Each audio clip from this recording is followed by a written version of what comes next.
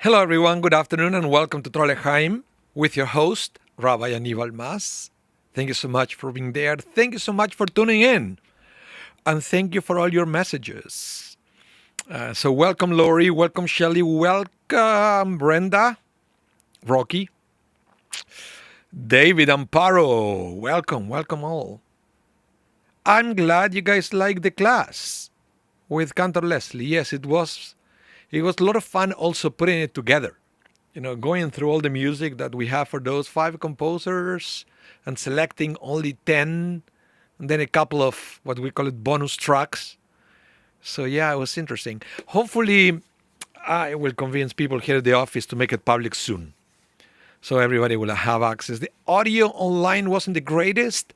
In the chapel it sounded good, but online, it was a little bit of a hiccup, at least at the beginning of the class. Then it went, I understand it was better later on.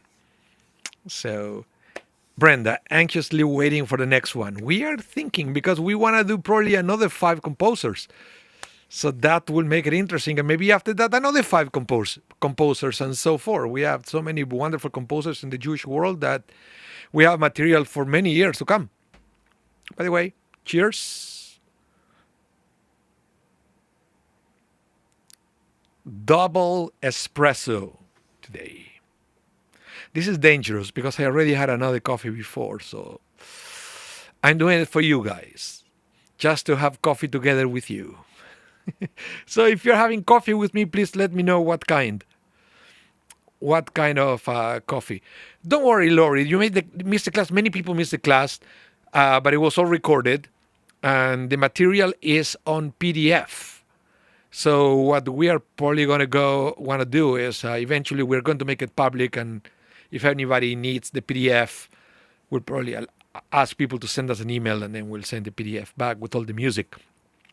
That would made the class also super special because it wasn't just for us performing, but we were explaining about the life of the composers, but also we provided with all the written music, the lead sheets for each one of the prayers, which is some of it, it was written specifically for the class. There is lots of oral tradition around in Jewish world, so sometimes I have fun notating all this music, so it's there for everybody who'd like to do it, because I reward people who love Jewish music. What do I say with that? I know many colleagues that if you ask them, do you have a score of this song, and they will charge me for it. They will charge me for it. I never done that. If I have it, you want it because you love Jewish music, you want to do it, it's yours. Music is to be shared, especially the Jewish world when, we can't be petty in the Jewish world with the music. We have to be generous. So Jewish music could be well and alive and preserved from generations to come.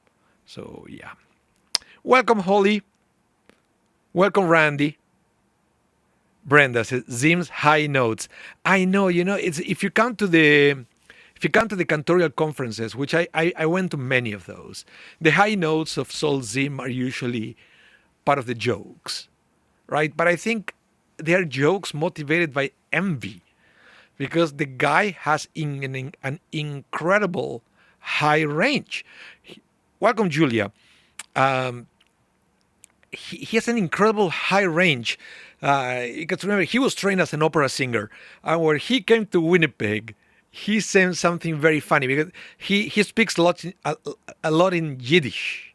So he was telling his story on how he was trained as an opera singer, and he wanted to be an opera singer, just like Richard Tucker, for example. That Richard Tucker was a famous tenor at the Met. He was like an opera singer, but also once in a while, because of his love of cantorial music, he will serve as a cantor, maybe for the high holidays here and there. So Sol Zim tried to do the same at the beginning. And then what he said here at Share Zedek from the stage And it was very funny the way he said it. I cannot say the way he said it because he said it in Yiddish, even though then he translated it. I decided that you cannot be an opera singer. And then whatever he said it in Yiddish. He said, because you cannot make a buck with these darn Italians. That's the way he said it. And when he said it, it was very funny because it was Sol Zim saying it. So he realized that he had no future in the opera world, and he decided to embrace his career as 100% cantorial. He will sing opera here and there, but as part of his cantorial concerts, not specifically about, on opera stages. So, David, you said you have a great high range also. Oh, thank you. I use it once in a while. I did. Maybe one day I should talk about this because I took many singing lessons for many years in Argentina and in Chile, and they were terrible. I mean, now I know that the teachers were not good. When I thought I was singing properly, I was not, and I was damaging my vocal cords. And then I discovered other, and I tried other in-person teachers here in Winnipeg. Bad experiences. I was finishing services with my voice tired. Sometimes I couldn't do anything. I couldn't sing above G sharp. I would have to yell an A. And I was thinking, that's not right. I'm a tenor. I should be able to hit higher notes. And then I discovered some other great vocal coaches online. And I learned from them. And then let's say, it's not that I never had the high range. I was able to unlock it. Right? It's like playing a video game when you can unlock characters or stages, something like that. So I unlock it by, believe it or not, online lessons. None of my in-person teachers were able to teach me how to do that. But maybe another day, I can tell you more about this. I think it's fascinating because people don't pay attention to the possibilities of online learning enough. I think it's great. And the techniques on teaching online have improved a lot since we have video cameras and better quality over the internet on the audio and things, so you can do a lot of things, even teaching somebody how to sing. Welcome, Ariel Lee. Welcome to the class. You're not late. This is the chit-chat part until everybody's around. Okay, so we're going to study about Parshat Beshalach. Yes, Brenda, here we are online. You see, the technique, the tools available to us to teach online have changed. And it's a fact. It's a fact. And, long ago, I don't know if you remember the times when you wanted to study long distance, it will be something that it will be mailed to you. Remember those days? That you can study things that they will mail you the material and then you have to review it. And then if there were any feedback or exams, I think you have to write it down, put it in a mail and send it. Not anymore. Things are, Okay, maybe I should use more my high notes. I will start experimenting on a Friday, maybe, to see if I can find something to do. And because I'm not singing on the high holidays anymore, because I'm going to the family service, so I don't have an opportunity to sing those high notes for this complex composition for the high holidays. Yeah. Okay, the class for today, the Parsha, is Beshalach, and we also, if we have time, we are going to cover a little bit of to Bishvat, that is coming is Sunday night and Monday, and it's the new year of the tree, and we're going to see what it is. So, but before that, let's go to this week's Parsha because there is something very interesting. This is the time where, remember the Red Sea split for the Israelites. They were able to cross to the other side, and then the Shirat Hayam, because there is the big singing and the first liturgical composition written by the Israelites, and this is historical. It's historical. If you come to synagogue during the week, you will hear the daily minyan that we sing it every day. As yashir Moshe uvenei Israel et hashira azot l'Adonai vayomru lemor. It's from this week's parsha. But what I want to talk to you is something that happened after they crossed to the other side of the Red Sea. Egypt, long gone. Long gone. The Egyptians who chased after the Israelites, drowned. Okay, not a problem anymore. Now they're moving to the next stage. Again, back like a video game, right? You pass the stage. Now you have you have to fight a boss now. What is the boss here is Amalek. It's the first nation to attack the Israelites after they crossed the Red Sea.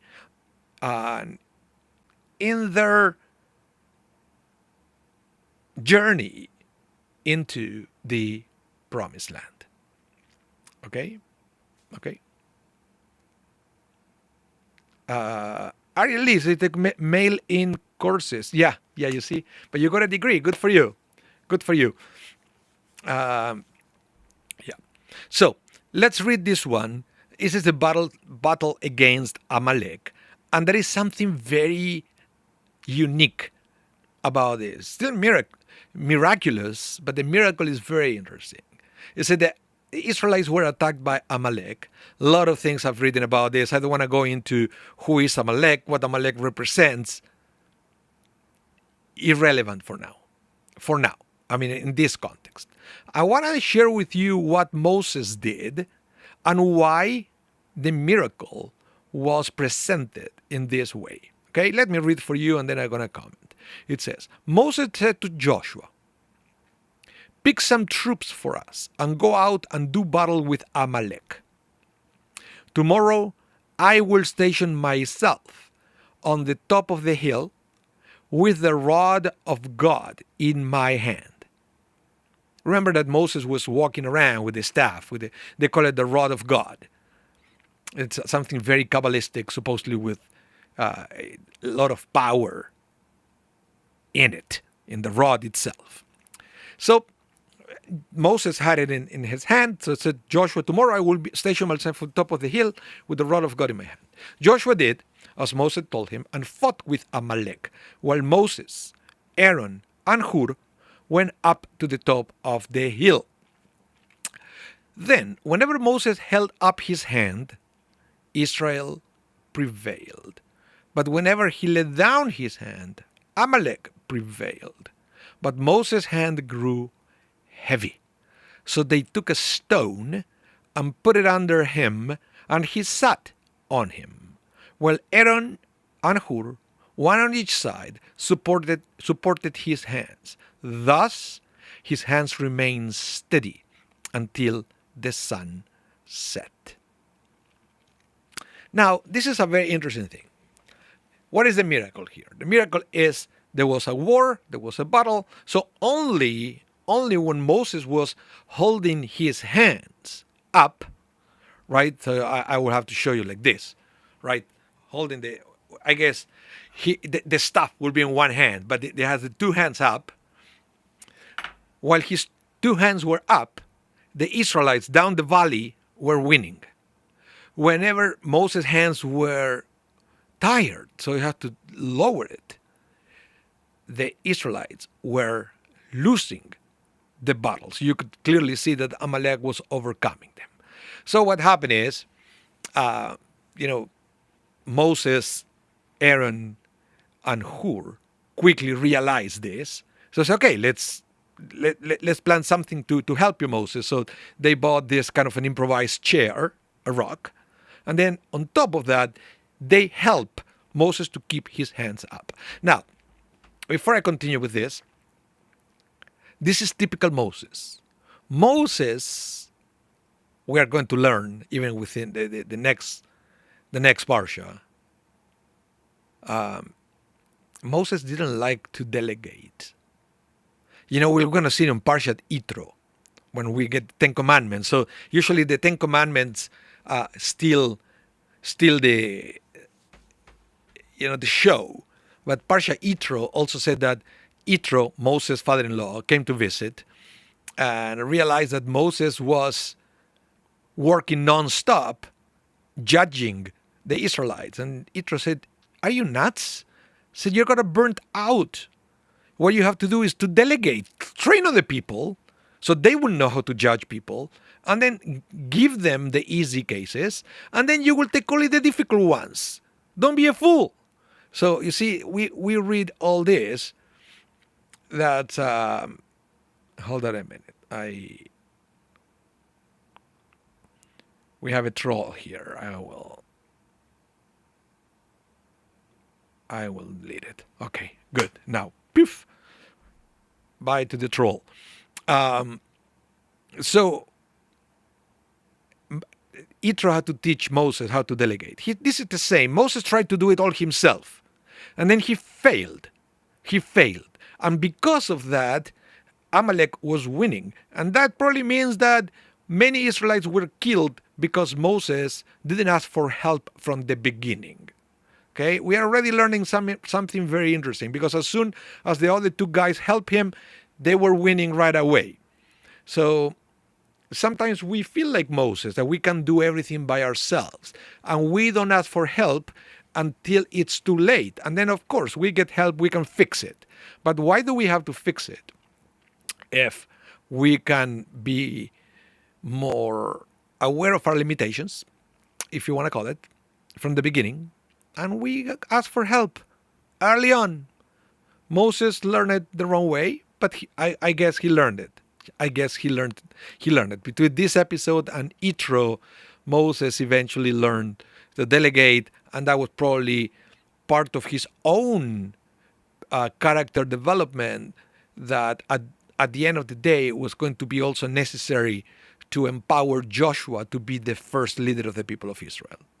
Okay? Just saying. Those are a few things that we learn. Now, what else do we learn from here? If you come to synagogue on Saturday morning, you will notice that always we have a Torah reader and two Gabaim. We have two helpers, one at the right, one to the left of the Torah reader. Okay, that format is coming from this episode. So we have the Torah reader representing Moses, and the two Gabaim, the two helpers, side by side, are representing Aaron and Hur.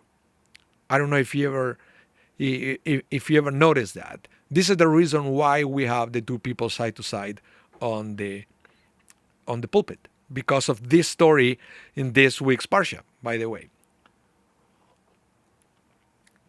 Lori, you said it's hard to ask for help. Not everyone is capable of discernment, or they just refuse to use it. Yeah. So, and Shelley, you said ego. Yeah, but this Moses is interesting, because not every case of somebody who refuses to delegate, not everybody are coming from a place of ego. Sometimes it is, most of the times it is, but sometimes it's not. Sometimes is, maybe you're so humble that you don't want to bother somebody else. Or maybe you fail to assess the situation. It could also be that maybe, you thought well, but you were mistaken. Maybe Moses thought the battle wouldn't take that long, but he made a mistake. Whatever it is, he learned the lesson here. Now, which is also interesting, and we're going to see it in a minute, is that the rabbis are debating on how long Moses was able to hold his hand up in the air before he was tired. Do you have any guesses? Any guesses how long Moses was able to hold his hands up? I will give you a minute to answer that question. I know, don't Google, don't do anything. Try to give me your best guess on how long Moses was able to hold his hands up before he got tired. Okay? I need you to answer that question. Rocky, so the ability to delegate is a leadership quality. Not all leaders have it. I know. It's true. In fact, most leaders at the beginning don't, but again, they don't do it, can come from different places. Could come from a place of ego, could come from a place that, they don't want to bother somebody else because they appreciate somebody else's time. Or it could be also an error in the assessment of the situation. And I'm pretty sure there are different reasons not related to ego. So if anybody has other reasons that you may think that they are not related to ego, please let me know in the chat. Okay, Brenda said 2 hours. Just a guess. Okay, 2 hours. Wow. Wow. David, you didn't know about the Gabaim. Now you do. Now you do. That's why we always need to. Yeah. Yeah. Anything? Any other guesses other than the 2 hours?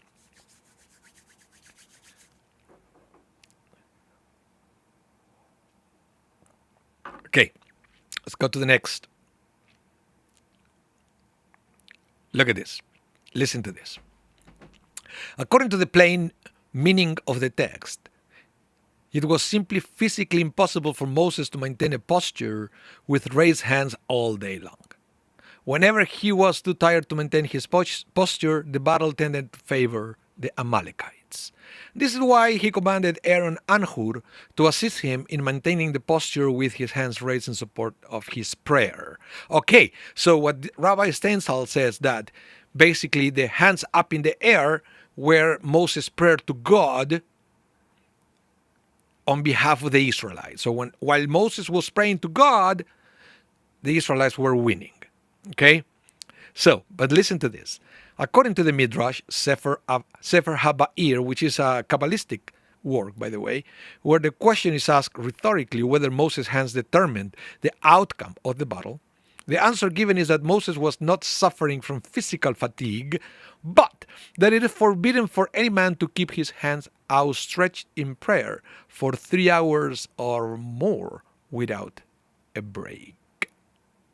Have you ever seen that before? Randy, you said 3 hours. Okay.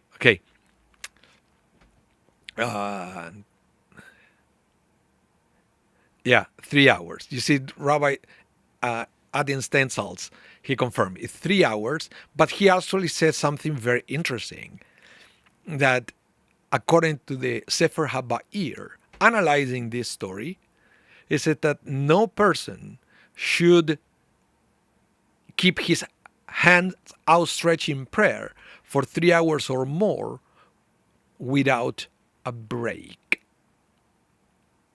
Interesting. Felix, it's 15 minutes due to blood flow. That's a very interesting thing also, as well. So I don't know why here they have the 3 hours. I don't know where this come. But now look what the Vilna Gaon learns from that same episode. He said, one must not pray any given service more than 3 hours. Which I guess not too many rabbis listen to the Vilna Gaon, because we all know that sometimes in the synagogue the services are way longer than 3 hours. But it's interesting that they learn also from the episodes of Moses and the battle against Amalek that no service should be longer than 3 hours. It's one of the lessons. It doesn't mean that this is halakha. It's not Jewish law, but it's the recommendation. Is that, look, if Moses couldn't do it, we shouldn't do it. Who are we compared to Moses to be there praying for more than 3 hours? So that is one thing that we do. Now the 3 hours mark is very interesting. I remember, and I mentioned it during the class that we did with Cantor Leslie on Monday. That Danish Prager, when he came to Winnipeg, he said that he goes to a Reform shul, and he also gave the 3 hours mark. He said, in my shul, we pray for an hour, we study for an hour, and we eat for an hour. That is, again, the 3 hours mark. And he was saying that, and he quoted some kind of statistics, which I don't have the data to corroborate and to say, hey, you're wrong. I don't know. He was saying that 3 hours is the max that the average person will give you for services. I would say he's wrong, and in this day and age, the max is 2 hours. Okay? After 2 hours, people start getting antsy. And in the sweet spot is usually 90 minutes. It's on a Saturday morning, it's almost impossible to achieve. But I'm just saying. And then what happened, and this is something I remember talking with, Rabbi Pinsker when he was here. And he was mentioning also the 2 hours the 2 hours limit for people. That was his own experience, the 2 hours. And he told me once, he said, look around. If the service is 3 hours, you will see that most people will come an hour after the service already started. Why? Because they give you 2 hours. That's all they give you. So he was saying there is no such a thing as of a long service. If a service is too long for some people, all they're going to do is they're going to skip the first hour. And they're going to come for the last 2. And that used to be true 20 years ago at the Shaarei Zedek, when the services used to be 3 hours. If you come at the beginning of the service, nobody will be there. It will be, if we were lucky, a minyan. But then, halfway the Torah service, boop, it was packed. Because people will give you 2 hours. Interesting. But I mean, to me, it's even more interesting that it's somehow connected to this week's parsha when the Midrash connects prayer with the 3 hour mark, and it says you shouldn't go beyond that because what happens is sometimes it becomes meaningless. You defeat the purpose. You come to shul to create something. You come to shul to get inspired. You come to shul to get uplifted.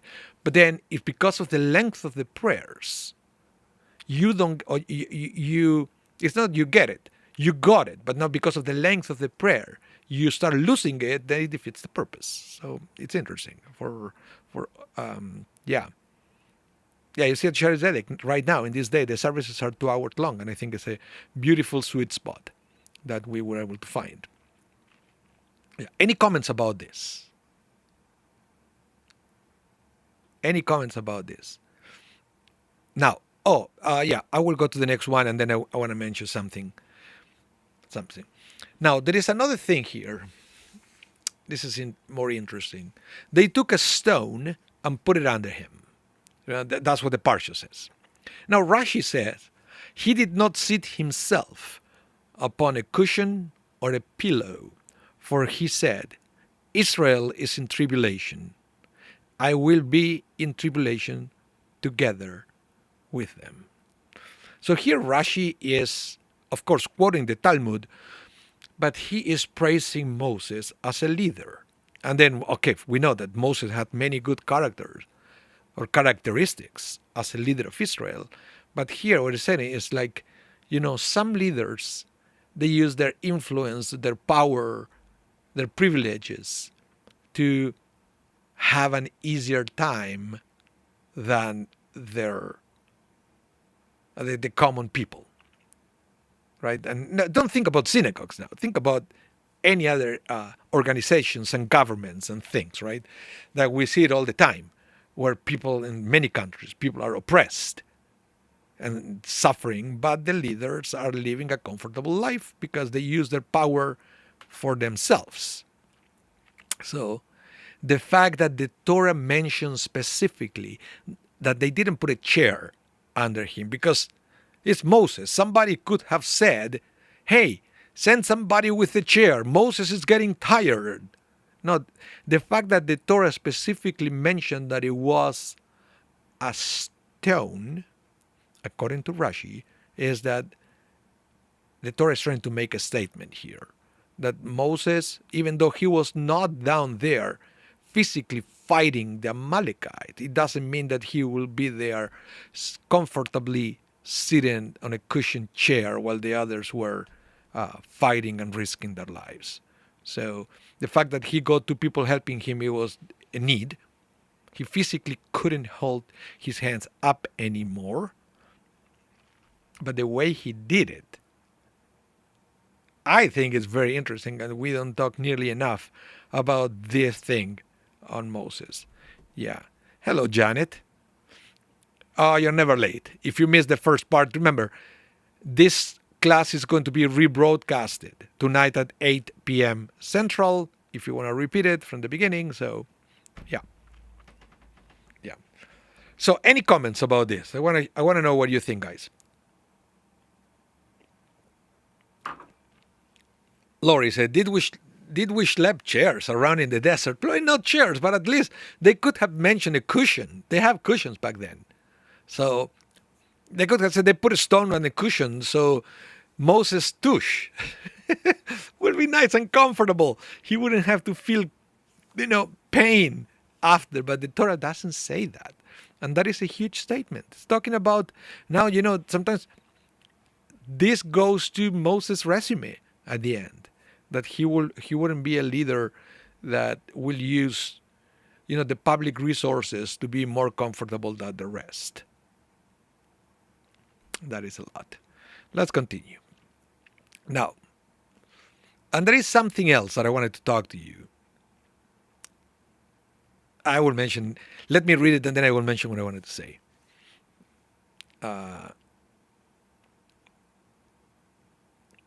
Hi, Glenn. Welcome. He said, I read this morning they held up the arms until sunset. Yes. And why sunset? That's what I want to mention now. He said, his hands remained steady until the sun set, because the Amalekite had calculated the hours by astrology, it says. Okay? Calculated the hours by astrology, as to which hour they will prove victorious. So Moses held back the sun against them and brought the hours into confusion.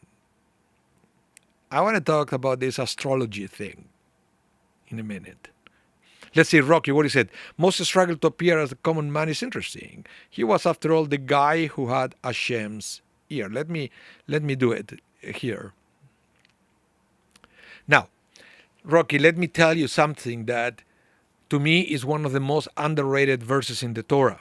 And it's when Moses gets accused of being a bad leader.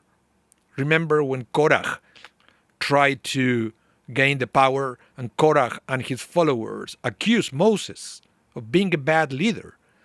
Moses could have said, because Moses was very upset for that accusation, but Moses could have said, who do you think you are, Korach? God talks to me. But no, what Moses said to God, he said, why are they complaining to me? I haven't even taken a donkey from them. What kind of excuse is that? I haven't even taken a donkey from them. Isn't that interesting? Because Moses was it looks like he was very conscious of not taking advantage, personal advantage of the people, and never be above them. The fact that he had Hashem's ear was Hashem's decisions. Remember that Moses always avoided God. And then, when God said to Moses, you're going to be the deliverer, and Moses said, who am I?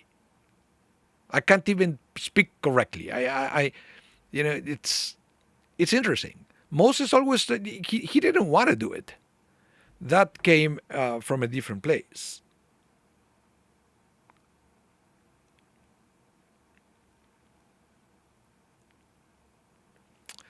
So, yeah.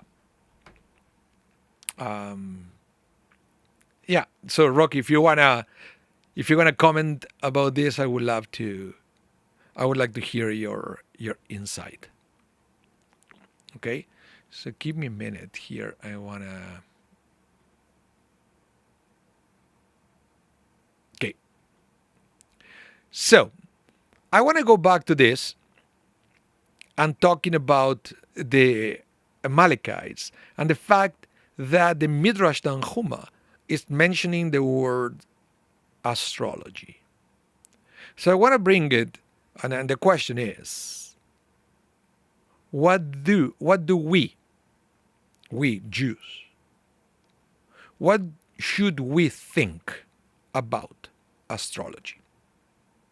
What's your opinion about astrology? Because here it looks like Moses said, oh really? You think you're figured out by astrology? Take it. and then they made it, Moses showed them that means nothing, the astrology, because it's going to be whatever God wants it to be. So basically, Lori, is the calculated time by astrology? No, it looks here, the Midrash says that the Amalekites calculated by astrology, not the time, but the fact that they were going to win by sunset, which didn't happen, right? Which didn't happen. So the question here is, what do we think about astrology, or even better, what should we think about astrology, regardless of what we think now? Do you think astrology is something that we Jews should take seriously, or you just said, I will leave that to the Amalekites? What do you think? And I mentioned this because in my recent trip to Sarasota, in Florida, for a wedding,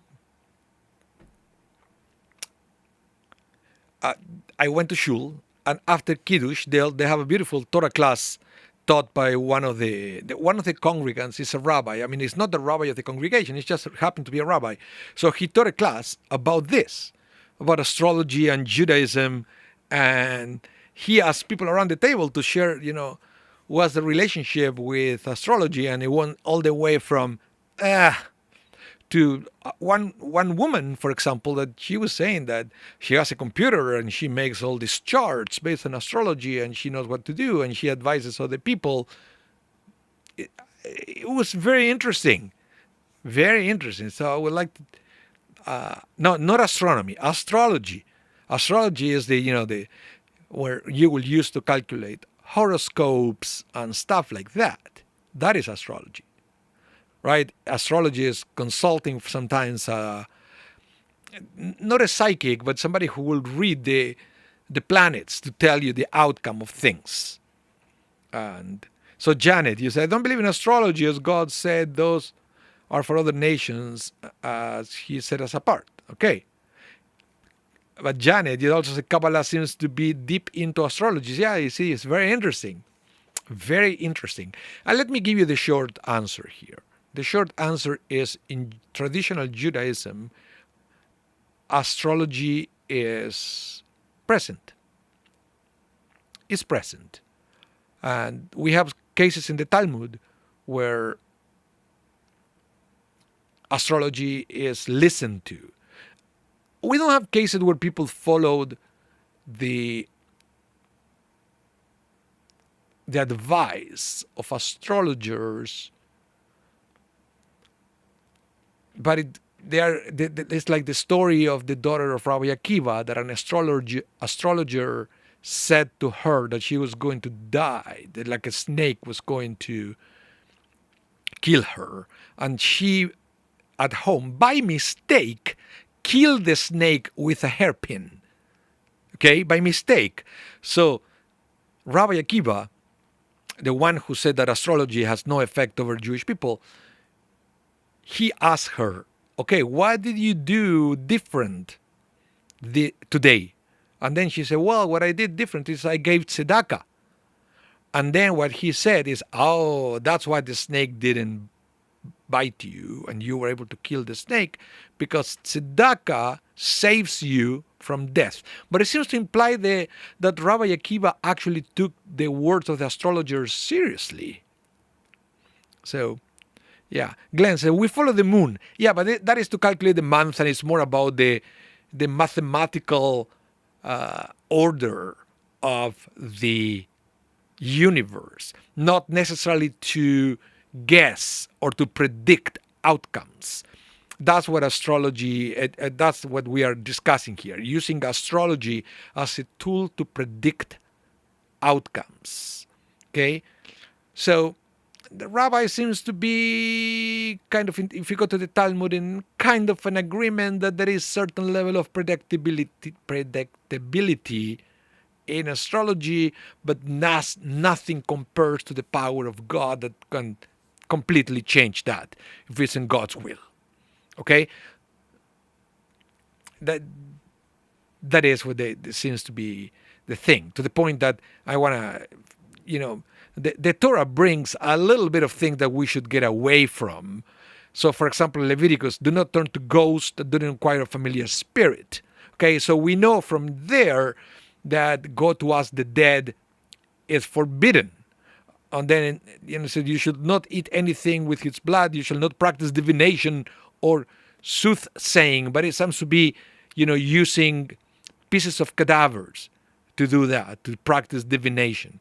But it doesn't say anything specifically about astrology. Now, there is a famous episode that is when God told Abraham that he was going to be the father of many nations. There is a beautiful midrash that's you can go and read it in the book of Genesis. God said to Abraham, "Come out of the tent and look at the sky and look at the stars." And then, all of a sudden, why would God ask Abraham to look at the stars? Perhaps Abraham did believe in astrology. Perhaps Abraham did see in the stars that he wouldn't be able to be the father of many nations. And that's why Abraham was depressed. But God said to Abraham, "Go outside, look at the stars if you can count them." Almost like saying, you think you figured out, you think you understand the stars. You can't. You can't even count them. So, no, you're going to be the father of many nations. Doesn't matter what the stars are telling you. Okay? So I read that as a big statement on our approach with astrology. If God said to Abraham, look at the stars, they're not telling anything. Listen to me, not to the stars. That's the way I understand that. Okay? So, and the Torah specifically mentioned that it's not allowed for us to talk to the dead, which is another issue. I know some people do it, but the Torah specifically says no. Okay? Now, I want to wrap up the topic with two main and almost opposite opinions within Judaism. And I mentioned these two because they were almost contemporary, Nachmanides and Maimonides, both from the Middle Ages. Okay? Both from the Middle Ages. The Nachmanides will say that one may not ask an astrologer about the future, since this act is not Jewish. It seems to reject the Jewish idea that everything comes from God. Okay? But that a pattern of predictability does exist. Thus, if a Jew happens to overhear a prediction or information from an astrologer, just the way Rabbi Akiva did, it's not that Rabbi Akiva went and asked an astrologer, but he heard an opinion of an astrologer that his daughter will be bitten by a snake. If you happen to hear that, said, why may indeed act upon this prediction? Okay, that was Nachmanides. Now, Maimonides emphatically disagrees with all of the above explanations and rejects any validity at all to astrology. He said that he who believes in astrology is an ignoramus and a fool. Therefore, while it seems that most authorities believe in some sort of astrological power, there is a fine line between believing in this and then believing in a power other than God. However, it is clear that a Jew may not consult an astrologer or medium on a regular basis. What's I mean a regular basis? Let's say it happened to me once. Went to a birthday party and the host had a great idea to bring a psychic that it was making quick readings to people, and it was fun. It was fun. Technically, it would be halachically like you shouldn't do it, but it was there. It was for fun. Okay, let's just go and do it, right?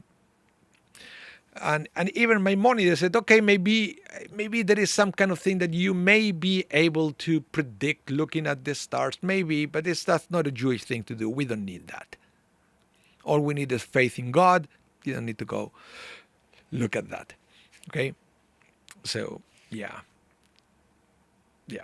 Only, you said, perhaps God wanted Abraham, to see God's reach, even to the stars.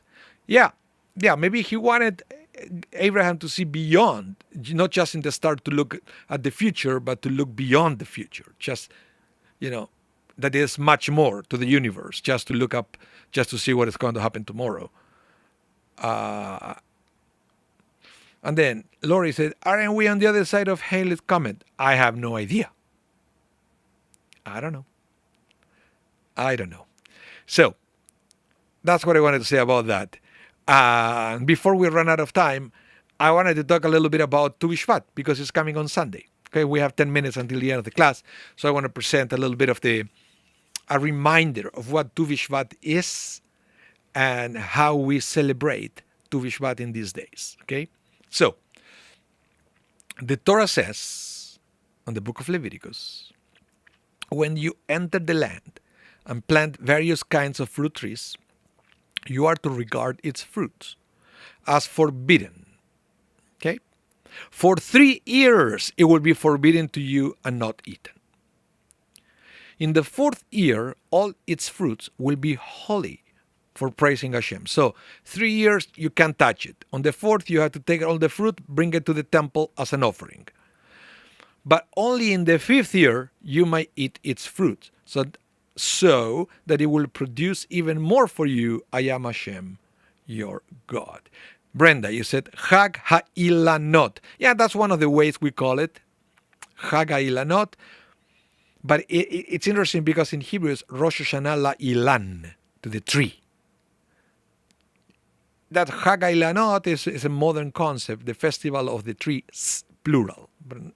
It's New Year of the tree, the single tree. We are going to see in a minute. So, summarizing this text from Leviticus, the Torah here details regulation associated with fruit trees.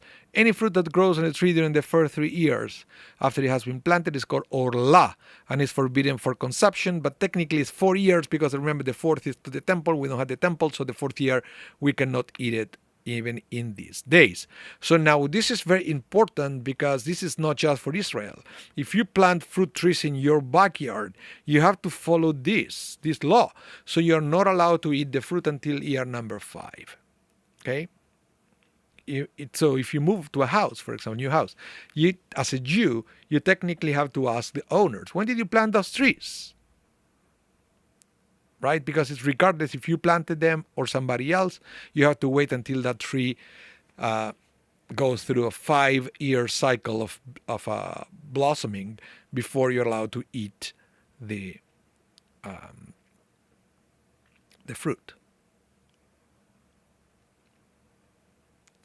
Shelly Chochinov, great to be in Eretz during Tu Bishvat. Yeah, but the weather is nicer there also. Okay, so this is the thing. Now, the problem with this verse in Leviticus is how do you calculate the 5 years? Is it from Rosh Hashanah, which is the rabbinic calendar? Is it from the biblical calendar, which is Nisan, the month of Pesach? Is it when you planted, when you put the seed on the ground? Is it based on the first time that you can see a fruit on the tree? All very good questions, right? So what happened is, my understanding, Glenn, is all the fruits. So the Mishnah will say it's not so easy to calculate years in Judaism because depends on where you're counting, you're going to use a different calendar.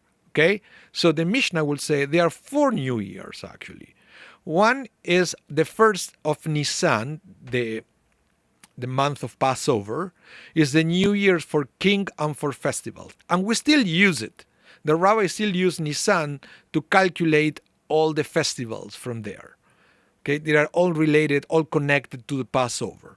So then you have the 1st of Elul, New Year for the tithe of cattle. Okay, all related to the temple, this of course. Then Rabbi Eliezer and Rabbi Shimon, however, place this on the 1st of Tishrei.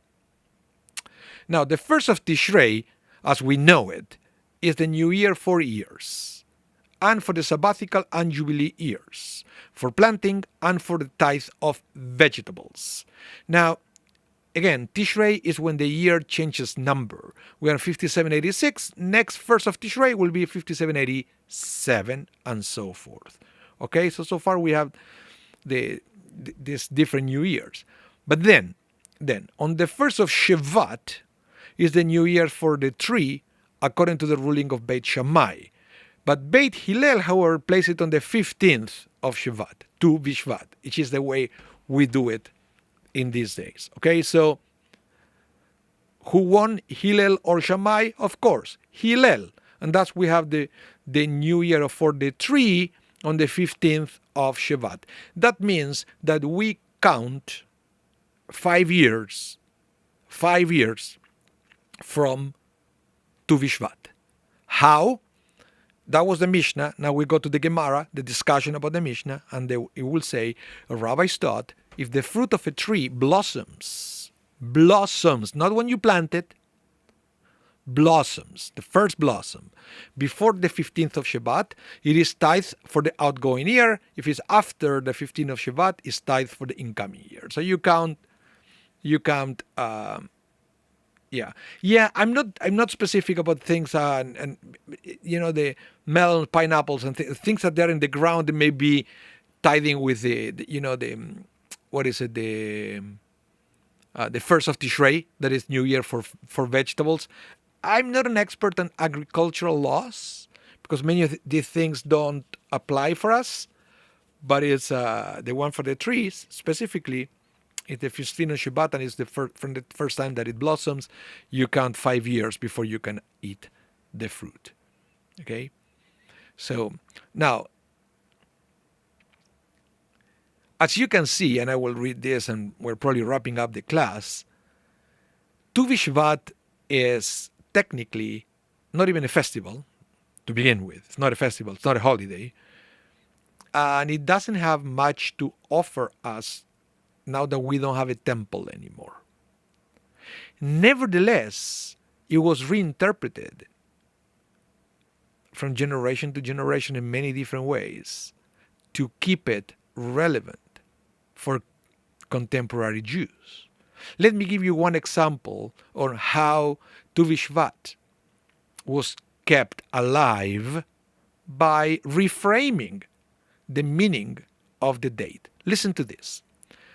It is not called the Rosh Hashanah for the trees, but for the tree, singular. Whenever the word tree is used, it always refers to Torah, which is called Etz Chaim, the tree of life. Also, the Jewish people are referred to as apples hanging on the tree in the orchard. The tree here referring to God himself. Therefore, Tu Bishvat is also the celebration of the unique and intimate relationship the Jewish people have with God and a day to pursue that closeness. As you can see here, according to this rabbi, Tu Bishvat for the modern day has nothing to do with the land, nothing to do with physical trees.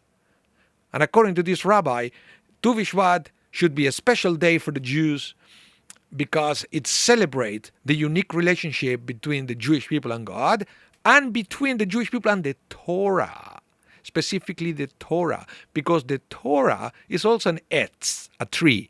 Etz Chaim is a tree of life. Now, it's not a coincidence that the rabbi who suggested this, Rabbi Zadok Cohen Rabinowitz of Lublin, from Poland, lived in a time where the land of Israel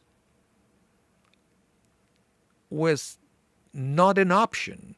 And people in that generation, they didn't even imagine that 50 years later, Jews will be allowed to come back to the land of Israel. And the whole connection of Tu Bishvat with the land made all of a sudden sense again. Right? But we are talking about a group of people, a group of Jews, like Rabbi Tzadok Cohen Rabinowitz, where they decided to drop altogether the connection with the land, and all of a sudden, Tu Bishvat is talking about the Jewish people and the Torah, right? But we also have, let me give you an example now of this. Rabbi Yehuda, the son of Rabbi Shimon, began, after the Lord your God you shall walk, and unto him shall you cling. Is it possible for a human being of flesh or blood to rise up to heavens and cling to the divine presence about whom is written, for the Lord your God is a consuming fire? Rather, Just as from the beginning of the world, the Holy One, blessed be He, involved Himself only in planting. Why? Because Genesis says, and the Lord God planted in the Garden of Eden. So too, when you enter into the land, involve yourself only in planting, as it is written in the book of Leviticus, when you come to the promised land. And then Rabbi Yochanan ben Zakkai was known to say, if you are holding a sapling in your hand and someone says that the Messiah has drawn near, first plant the sapling and then, and only then, go greet the Messiah. So you can see that in both cases, it seems that one is understand tree planting as a holy act. So it's not that because we connect the tree with the Torah, that we should drop altogether our connection with the land, because we have lots of traditional sources reminding us how important nature is and how important planting is. And that's why Tu Bishvat also has for us a reminder of our responsibility to nature and to trees and in this day and age, also to the connection with the land of Israel. So, yeah. Okay, so thank you everyone for tuning in today. Thank you for your wonderful presence and participation and all your wonderful comments. Okay, so somebody asked if it's me this Friday. No, it's going to be Cantor Leslie. Cantor Leslie is going to be leading Friday night this coming week. So please come and support her or connect online. And if you are in town this coming Saturday, we are going to have Tu Bishvat Seder at the Shari. Oh, because there is some people it's a Kabbalistic thing to do, to have a Seder similar to the Passover one. So we are going to do something like that during the Kiddush after services on Saturday. But it's also Shabbat Shira. Well, we read the song of the Red Sea, so the service will be musically enhanced. And there is also family service. So if you know young kids sending our way, we're going to have family service as well this thing. Okay? So thank you everyone for tuning in. Remember, thumbs up to the video. If you haven't done so, subscribe to our channels. Very important. And it's going to be rebroadcasted tonight at 8 p.m. Central. Okay? Have a wonderful rest of your day. Stay safe. Hope to see you soon. Bye, everyone.